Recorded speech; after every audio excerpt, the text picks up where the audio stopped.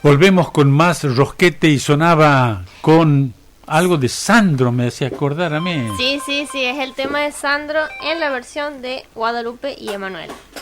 Bien, entonces venimos de vuelta con el Rosquete y ahora sí con el segmento de Ignacio Ratier sobre poesía y política. Junto a la cama, el orinal, un libro de Mao en la repisa y en la cabeza una divisa: nunca votar a un radical. Este poema, de los más conocidos poemas de Alejandro Rubio, de quien vamos a hablar en el día de hoy, un poeta al que se considera el hermano mayor de una generación, que es la de los poetas, o de una parte de los poetas de los 90. La difusión de la poesía de los 90 y principalmente de la obra de Alejandro Rubio coincide con la consolidación del orden neoliberal durante la década menemista, con los años más crudos del menemismo, ¿no? Tras su reelección. Y también coincide con un panorama editorial en que empiezan a aparecer pequeños sellos artesanales independientes, que se llamaban a sí mismos independientes, que desde su materialidad empiezan a proponer también un tipo de escritura que parecía ir contra o parecía manifestar un desencanto con lo que estaba aconteciendo socialmente. En ese contexto se ubica la poesía de Alejandro Rubio. Nosotros, si nos vamos a los 90, la poesía de los 90, podemos encontrar tres líneas definidas en lo que se conoce como poesía de los 90. Hay una línea que es más rupturista, caracterizada por una escritura en la que se encuentran figuraciones del artista ingenuo, ¿no? de un show que hace de cuenta que la literatura no existe, que toma elementos de la cultura de masas. Aquí podemos encontrar... ¿Cucurto no? Aquí más bien podemos encontrar la obra de Fernanda Laguna, por ejemplo, de Marina Marias, entre otros. Una segunda línea que impugna la literatura consagrada, pero sí toma elementos de esta literatura, donde encontramos, por ejemplo, la obra de Martín Amarrota, autor de Puntum, un libro clave de los 90, o de Daniel Durán, otro poeta de la época. Y finalmente hay una tercera línea donde sí encontramos a Alejandro Rubio, que trabaja con la tradición de forma fragmentaria, que sí busca reelaborar la tradición literaria, trabaja con ella y construye el poema como un espacio en el cual se piensa críticamente a la tradición. Voy a modo de ejemplo leerles fragmento de un poema de Alejandro Rubio que dice así. Romance. El cronista de crónica en día franco teclea, porque el realismo social nos cagó, nos trató como atarados, y para el realismo mágico, bueno, en fin, mejor el de Tropicana, es mejor, más real, visceral. Tropos y patos en la entrada se ignoran, se emblantean, se los palpa, se los purga, están secos, en la pista se bifurcan, se calibran, se producen breves choques, breves lapsos de sueño en el baño. Este es un fragmento de un poema de Rubio, cuyas cualidades, para ser sintéticos, ¿no? Podemos señalar, por ejemplo, su posicionamiento en lo que se llama el realismo moral, no en el tradicional realismo social, como vemos aquí en este poema, esboza una crítica a eso. Es realismo moral porque escribe contra las ficciones autocomplacientes que la sociedad se cuenta a sí misma, ¿no? Por eso, realismo moral. Discúlpame, ¿cómo es eso? Autocomplacientes que la sociedad se cuenta a sí misma. ¿Qué es eso? Son aquellos relatos que la sociedad repite y se sostiene y se reproduce. Ajá. Un segundo punto a destacar, que es algo que me ha traído mucho siempre en la obra de Rubio, es el uso desde una valoración crítica, lo digo, ¿no? El uso de anacronismos. Son palabras en desuso, que están desfasadas con el lenguaje corriente, cotidiano. Un uso de anacronismo que pone en diálogo la lírica y la tradición literaria con la cultura popular. Es muy común encontrar en los poemas de Rubio gente que está, por ejemplo, viendo la tele todo el tiempo, y que se entremezcla con el uso de estilos que van coqueteando, por ejemplo, con la lírica, que van coqueteando con lo que se llama el neobarroco. Y el tercer punto que yo más destacaría de la obra de Rubio es que de este modo realizan montajes temporales heterogéneos, ¿no? En los que va acentuando la decadencia y pensando la ciudad en términos de ruinas, ¿no?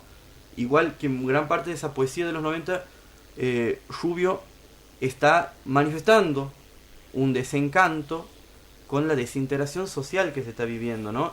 Y este uso de los anacronismos a mí me parece importante, mi querido Enrique, que veo que al menos estoy logrando captar tu atención. Estoy muy concentrado. Sí, lo noto y me gusta que sea así. El uso de estos anacronismos están puestos en el espacio del poema para sacarnos del presente puro, ¿no? Y de ese modo la poesía de Rubio logra activar algo ahí que tiene que ver con el pasado, logra activar la memoria y de alguna manera también convocar la ausencia, ¿no? Voy a leer otro fragmento de otro de los poemas de Rubio. Dice, ¿no? Pensando en cómo va poniendo en escena esta cuestión social. Dice: los que matan por una bicicleta, los que matan por una campera, los que matan por 10 pesos, todos viven en Villa Homicida, donde no llegan trenes ni colectivos, donde no entra la policía. Los ciudadanos honestos están aterrorizados, las madres rezan por sus hijos, las esposas velan por sus maridos, los hijos se meten el dedo en la nariz, ven a Macri con Flavia Palmiero y quieren ser como los homicidas de Villa Homicida. Que los homicidas de Villa Homicida estén todos juntos obedece a un plan. Cuando caiga la espada de la justicia, cuando Patti sea gobernador, los van a bombardear con napalm hasta regresarlos a la edad de piedra. Los padres dormirán tranquilos, las abuelas se permitirán ir a la iglesia solo 2 veces por mes, pero los niños deberán buscarse otros héroes, ¿no? Sin curtir el malditismo, ¿no? Yo creo que Rubio no es un escritor maldito. No es un escritor maldito porque sus personajes están en la miseria porque no les queda otra opción, ¿no? Hay algo del malditismo que la figura del maldito busca, ¿no? Esa cosa de lo roto, de la vida trágica, las frustraciones y demás. En ese sentido, yo creo que no es no curte el malditismo, pero sí logra juxtaponer a través de su poesía un lenguaje que es socialmente violento y denigrante, con fragmentos que son ruinas de la lírica, son pedazos de lírica que va mezclando con eso que está poniendo en escena, que, como pueden apreciar en este poema, es muy violento. Las imágenes son extremadamente violentas. Entonces Rubio trabaja contra el olvido, creo yo, le da espesor al presente, impidiendo que el presente se cierre sobre sí mismo, ¿no? Porque a veces, esto lo observo mucho en los programas de streaming de hoy, que por más críticos que sean y por más contenido histórico que pongan en sus programaciones, el lenguaje, los estilos con los que trabajan, de alguna manera nos terminan llevando ese presentismo, ¿no? Más allá del contenido de lo que se está trabajando en la programación. Esto es algo que solo desde lo expresivo se puede lograr, ¿no? Rubio encuentra en la tradición un valor disruptivo. A vos, Enrique, que te gusta hablar de lo disruptivo, él encuentra un valor disruptivo en la tradición que se opone y se tensa con el ruido constante de la televisión encendida, ¿no?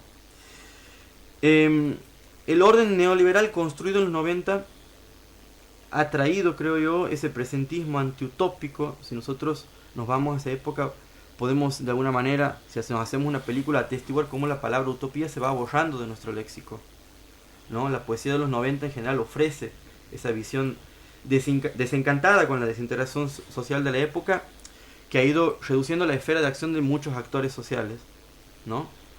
Y aquí vamos con la siguiente lectura, un fragmentito también. Este se llama, te va a gustar mucho, Enrique, les va a gustar a todos, creo, Moraleja.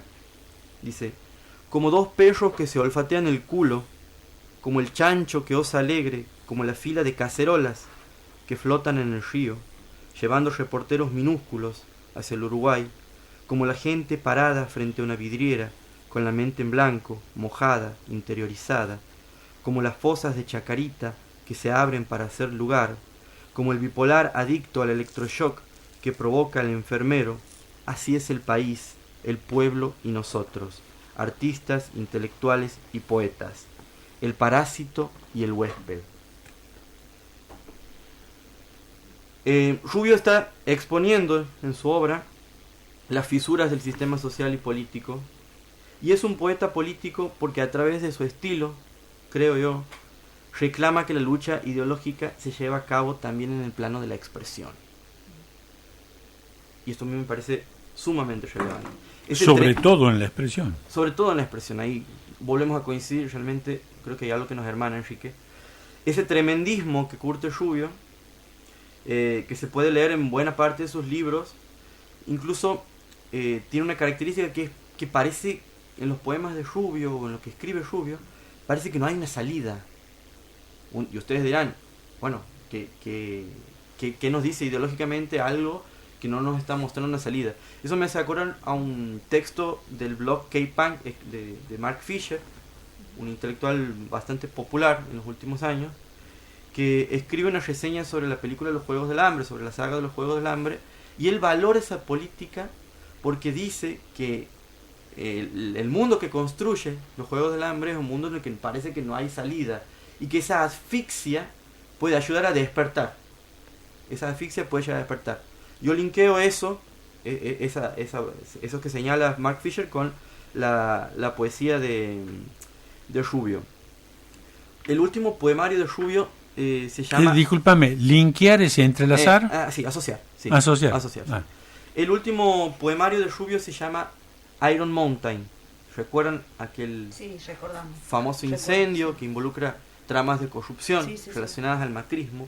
Es un poemario donde mueren bomberos. Así es, donde mueren bomberos. Quemada, incendiada. Ha publicado en el 2017, en un contexto difícil también, este poemario que se titula Iron Mountain, por la editorial Iván Rosado, y el libro comienza así. Quiero que escuchen esto ya para ir terminando con la columna. Dice: Iron Mountain, mi montaña de cobre, mi montaña de zinc, mi montaña de hierro. Sobre tu nube más alta descansa la cabeza mi señor masticando. Crepúsculos salvajes de mi montaña, sobre tus rosas y naranjas se ve flotar un globo amarillo, dependiente que no es un globo sino una señal. Una gran tormenta está por llegar. Mi montaña de oro, en tus laderas trabajé y trabajé, en desmonte y casa menor, hasta que llegaron ellos. Sos el corazón recóndito de mi terruño, y por eso me enfrenté, sacando fuerzas febles me enfrenté a sus dragones y demonios del infierno, que cavaban y tragaban y expelían tu propio tesoro. Entre esos horrores yo corría, y me alborotaba la melena hecha un fuego, corriendo peligro mortal, estorbándolos, hasta que en medio de puteadas y brazos en alto y silbatos, comprendí que eran máquinas manejadas por hombres, y por lo tanto frágiles, pasibles de derrota. Ha venido ayer el comisario Casa, es el progreso, dijo. ¿Progreso? ¿Progresa el corazón recóndito de mi terruño? Así arranca ese poemario de Rubio, alguien que también escribió narrativa, que escribió prosa. En el libro Garchofa Esmeralda se incluye un texto que es una autobiografía de él, titulada Autobiografía Podrida, que es un libro en el que presenta una sucesión de momentos definitorios de su vida, para nada condescendientes.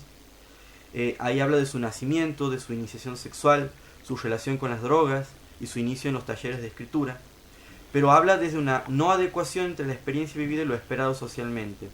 Por ejemplo, cuenta que nace con problemas neurológicos. Rubio cuenta en una entrevista que se le ha diagnosticado esquizofrenia paranoide. Como alguien que carga con ese diagnóstico además puede jugar el juego social, inscribirse en la cultura y además tener el peso que ha tenido mediante la producción de una obra. Eso me parece también un tema importante. Cuenta, cuando habla de su iniciación sexual, es una iniciación sexual no consumada, La relación con su escritor admirado es de no correspondencia. Entonces no es condescendiente consigo mismo. Y de alguna manera, ya para cerrar, creo que el triunfo de Rubio está en la proclama de su fracaso. Y ahí me parece que hay algo importante. Hay algo importante. Me parece que estamos atravesando un contexto en el que es importante para reconstruirnos, para proponer una alternativa, para volver a proponer un proyecto, proclamar nuestro fracaso. Y esa es la verdadera razón, además de mi admiración y el amor enorme que tengo por la obra de Rubio. Esa es la otra gran razón por la que he traído hoy a este programa esta pequeña semblanza y este pequeño recorrido por su enorme y aún inconclusa obra, que seguramente se va a seguir expandiendo con el tiempo a medida que aparezcan esos papeles que andan dando vueltas por ahí. Yo no sé qué decir, no sé si yo ustedes. sí quiero, no sé, preguntar, entrar en diálogo, como digo, en todo el momento que hablabas y que escuchaba, yo me identifico como una joven adulta de los 90, diría, ¿no? Y como los años 90, en el momento que uno comienza un proceso de vida productiva,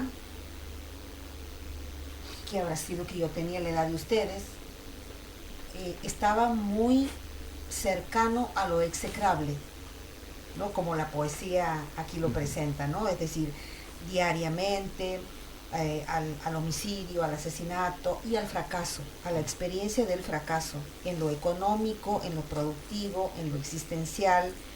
Una experiencia que no sé si es feliz, tampoco diría que es la mejor experiencia del mundo, pero es como que hay un fuerte valor testimonial en eso ahí, que conlinda con lo execrable.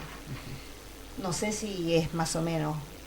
Por otro lado, pensaba también en lo que yo pienso que tiene cierta poesía y también proyecto editorial como el de Washington Cucurto con Elisa la cartonera, y cómo eso también te conecta con el cartoneo, con la basura, con el ¿cómo se dice?, con el resto social, y de eso se hace una creación poética y se hace una editorial y se sigue para adelante. Y el año pasado en la Feria del Libro veía que se vendían los libros de Cucurto y editados por Elisa la cartonera. Entonces me parece que ahí sí hay también un giro a lo político, ¿no? Que, vuelvo a decir, está en la periferia, en el margen, en lo outsider, en el resto social. Eso me emociona, me conmociona ese tipo de poesía que va para ahí. Sí, coincido con lo que vos planteas, Susi, porque además Rubio no escribió en el vacío ni solo, ¿no? Es parte de una generación. Por eso lo nombraba Cucurto, porque claro, es más o menos Cucurto es de la misma generación. Gente, ¿no? Y Cucurto estuvo en la gestión de poesía.com, que es el primer proyecto digital de difusión de poesía de nuestro país, que si no me equivoco es en el 96 y el 98. El libro El curandero del amor, claro, de Cucurto es un libro que apuesta políticamente a muchas cosas, es una apuesta política, o sea, es como una apuesta ontológica fuerte a la política. Recomiendo que lo lean la gente, ¿no? Sí. Vamos a hacer una pausa musical vayamos, y volvemos con el rosquete. Antes que nos vayamos, ¿no? Washington Cucurto tiene un libro que te voy a prestar, que es más para vos que para mí, que se llama Hombre de Cristina. Bien, consejos literarios en esta hora del rosquete. Hacemos una pausa musical y volvemos.